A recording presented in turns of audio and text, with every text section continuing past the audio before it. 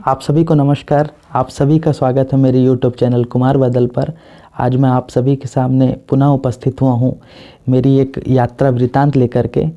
जो मैंने आर्टिकल आप सभी के इस बीच साझा किया था, जो मैंने सफ़र किया था चिरमिरी से गुजरात यात्रा वृतांत को, उसका ही यह वीडियो है। मेरे बहुत सारे मित्रों ने मुझसे कहा था कि आर्टिकल तो हमने पढ़ लिया, कृपया इसे वीडियो में भी ज़रूर लाएं, क्योंकि यात्रा का आनंद तो सुनने में ही आता है और कहानी का आनंद भी सुनने में ही आता है। इसलिए मैं आप सभी के बीच आज यह जो मैंने यात्रा वृतांत जिया था उसी को मैं आप सभी के साथ वीडियो पर लेकर के आया हूँ। तो मैं शुरू करता हूँ आप सभी के साथ। नाम संदीप कुमार गौड़, चिरमिरी जिला कोरिया छत्तीसगढ़ का निवासी हूँ। वर्तमान में MSc की पढ़ाई कर रहा हूँ। अब आते हैं विषय पर जिसका उल्लेख मैंने शीर्षक में कर दिया है। बात उस समय की है जब मैं महाविद्यालय में BSc अंतिम वर्ष में अध्ययन कर रहा था। नवंबर का महीना था और ठंड धीमे धीमे अपनी मूल पराकाष्ठा पर आ रही थी। कॉलेज की परीक्षा मार्च में होनी थी, इसलिए कुछ राहत भरा मन था। साल 2018 था और 19 के आने में केवल 1 माह की देरी थी।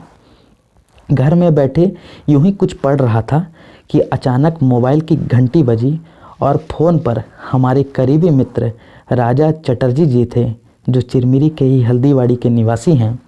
फ़ोन पर बातें हो रही थी कि उन्होंने कुछ कातर स्वर में कहा, इस ठंड भरे नवंबर माह में किसी यात्रा पर जाना अद्भुत होगा।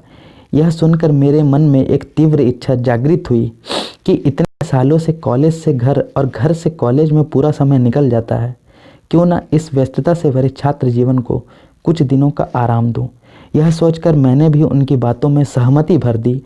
उत्तम विचार है, हमें ज़रूर जाना चाहिए। हमने फटाफट अपनी इच्छा के वेग में और यात्रा की खुशी से अपने यात्रा के घर में यात्रा की स्वीकृति के लिए अर्जी लगाई और चर्चा करते ये सुनिश्चित किया कि दिसंबर माह के 24 तारीख को गुजरात दर्शन के लिए निकल पड़ेंगे और वापसी का भी निश्चय कर लिया कि अंग्रेजी नव वर्ष के 1 जनवरी को हम घर में रहेंगे। रिजर्वेशन तो हमने दोनों तरफ का करवा लिया था। चिरमिरी से बिलासपुर तो मिल गया था, लेकिन बिलासपुर से अहमदाबाद वेटिंग की टिकट 26-27 मिल गई थी। हमने सोचा कोई समस्या नहीं, 1 माह का समय है, कन्फर्म तो ज़रूर हो जाएगा। धीमे धीमे नवंबर बीता जा रहा था और हमारी चेतना केवल उस दिन की प्रतीक्षा कर रही थी जिस दिन हमारे भारतीय रेल में बैठकर हम सफ़र का आनंद लेंगे। यात्राओं को सोच सोचकर मन में एक अलग सी हलचल, कौतूहल मच जाता था और चटर्जी बाबू से फ़ोन पर घंटों चर्चा करते थे कि क्या करेंगे क्या नहीं करेंगे।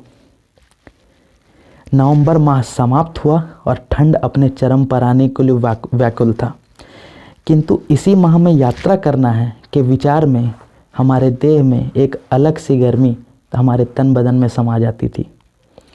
और देखते ही देखते आखिरकार 24 दिसंबर का दिन आ गया।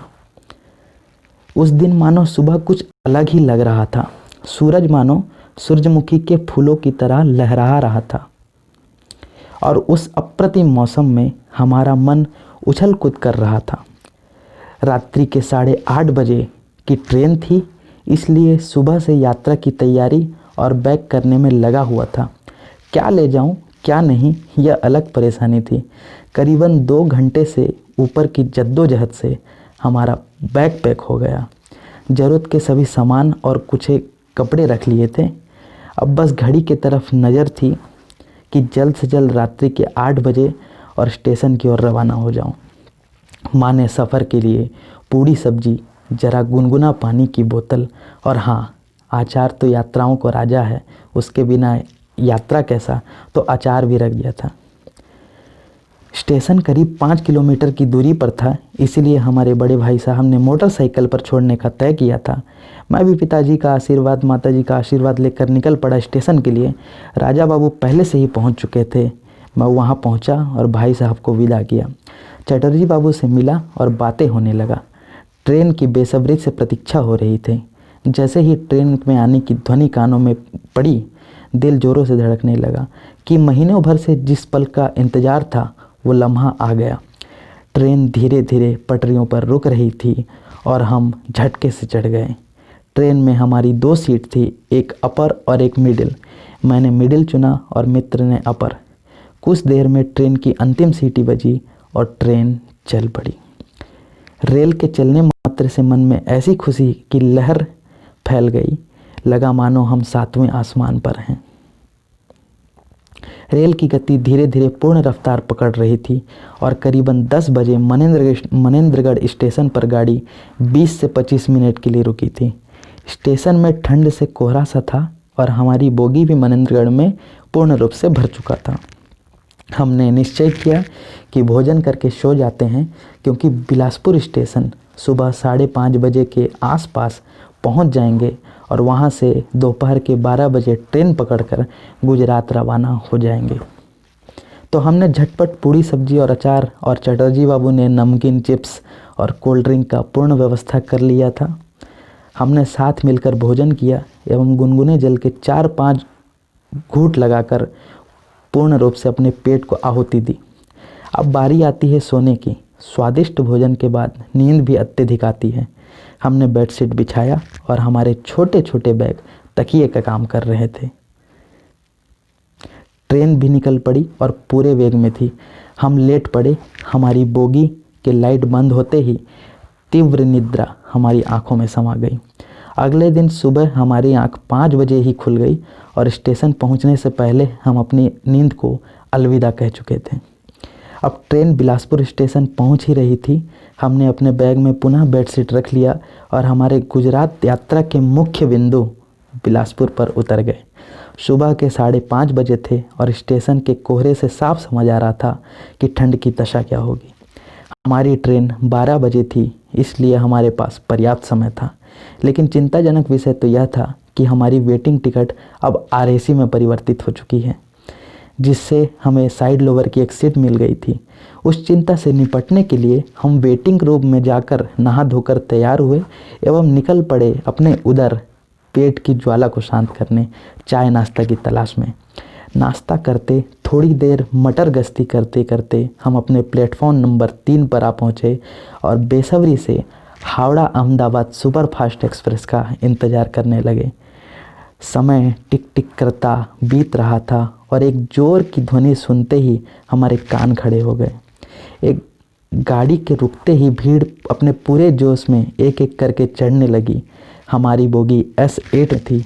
हम दोनों ने भी अपना पराक्रम दिखाकर भीड़ से धक्का मुक्की करके अंदर प्रवेश लिया। जैसा कि आप सभी को याद होगा कि हमारी टिकट आरएसी में थी, इस कारण साइड लोअर में एक ही सीट सुनिश्चित हो पाया था। किंतु जो दृश्य हमने देखा बड़ा अजीब था। हमारी उसी एकमात्र सीट में पहले से ही 2 महिलाएं और एक नन्ही बच्ची बैठे हुए थे। एक तो करेला उस पर नीम चढ़ा, यह मुहावरा उस वक्त हमारे लिए सटीक बैठ रहा था। हमने उनसे कहा यह सीट हमारी है, तो प्रत्युत्तर में जवाब मिला हम रायपुर जंक्शन में उतर जाएंगे। यह सुनकर मेरे होश उड़ गए कि एक तो इतना भीड़, उस पर आरएसी और उस पर रायपुर तक का संघर्ष। हमने भी सोचा ठीक है बैठने दो। उस पल मुझे ऐसा लग रहा था मानो मैं कर्ण से भी बड़ा दानी बन चुका हूँ। हमने भी थोड़ा इधर उधर देखकर जगह बनाई और बैठ गए। रेल स्टेशन से छूट चुकी थी और अब हमें गुजरात से ज़्यादा जल्दी रायपुर स्टेशन के आने की थी। रेल अब अपने पूरे शबाब पर थी और धड़ाधड़ एक के बाद एक स्टेशनों को छोड़ते चली जा रही थी। लगभग दोपहर के 2 बजे और रायपुर जंक्शन आया। हम दोनों की आंखें चमक उठी। ऐसी खुशी हुई मानो जिस प्रकार देवताओं को समुद्र मंथन से अमृत मिल गया हो।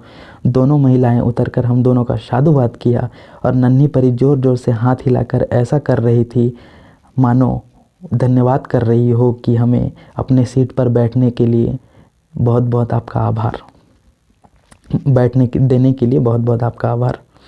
अब हम दोनों भी अपने अपने बैग को नीचे रखकर और खुश होकर सीट पर बैठ गए। ट्रेन पुनः चलने लगी। पूरे अनजान चेहरे थे और हमारे मन में गुजरात दर्शन का सपना था। कुछ समय पश्चात हमने दोपहर का भोजन निश्चय किया। हमने बिलासपुर से ही भोजन पैक करवा लिया था। सभी कुछ न कुछ भोजन कर रहे थे। हमने भी भोजन किया और अपने सीट पर बैठ गए। ट्रेन भी तेज़ी से हर स्टेशन को पार कर रहा था और जहाँ ब्रिज आता था वहाँ जल के कल कल की ध्वनि से मन में एक सुकून मिलता था। हमारी मंजिल अगले दिन यानी 26 दिसंबर की थी। हमें आज की रात भी ट्रेन में गुजारनी थी।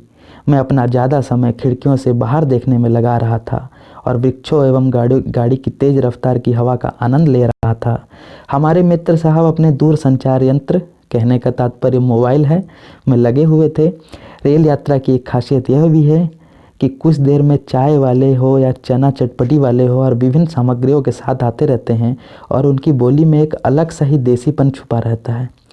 यह अब देखते देखते अचानक मेरी नज़र बाकी यात्रियों पर पड़ी, जिसमें से बहुत से लोगों की टिकट वेटिंग में थी और मजबूरन ट्रेन के फर्श पर बैठे थे। मानवता का कोई भाव अन्य यात्रियों पर नहीं दिख रहा था, जिनके पास पूर्ण सीट थी लेकिन बैठने तक को नहीं पूछ रहे थे।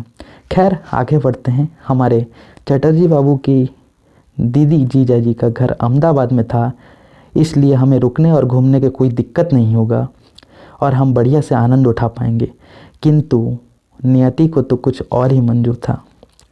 हमारे घर के रिश्तेदार जो छत्तीसगढ़ से सूरत स्थानांतरित हो चुके थे, उन लोगों ने मेरे व्हाट्सएप का स्टेटस कल से देख चुके थे और मुझे सीधा सूरत उतरने की जिद करने लगे कि इतने करीब आए हो, मिले बिना जाने तो ना देंगे।